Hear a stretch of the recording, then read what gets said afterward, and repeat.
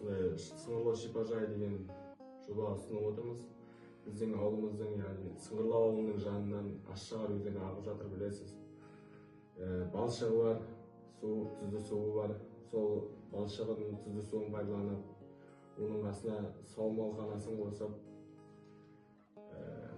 атпен серуендеу алаңын қосып сізге ұсынып отырмыз. Енді осы жоба бойынша қандай ойдасыз?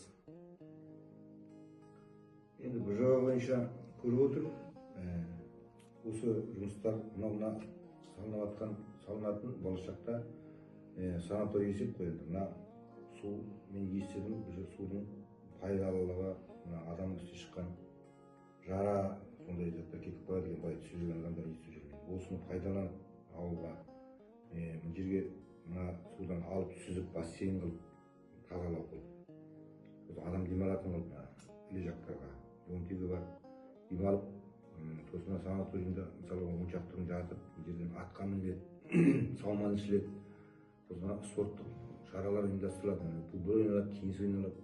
Осындай озеленение салып, жақсы болып салынады деп ойлаймын, болашақта саламыз. Сондықтан бұл жерде Сыңырлаудың әлеуметтік халықтың жалғыз Сыңырлау емес, Бейнеу ауданы. Мына жағымызда Ақжігіт бар, Қызаскер бар, Тұрыш бар, барлығы келіп демалса, басқа жақтанда. Бір жағынан бұл туризм, екінші жағынан халыққа жұмыс әкеледі. Бұл жерде 15-20 адам жұмыс істейді, көресіз. Сосын еще ауылдың бюджетіне ақша түседі, налогтан, Сыңырлауда. Сондай жұмыстар болады екен, жақсы екен. Жасауға жасалмайды жұмыс. Мен осы айтып отқан жобалардың дұрыс, болашақта жасалынады.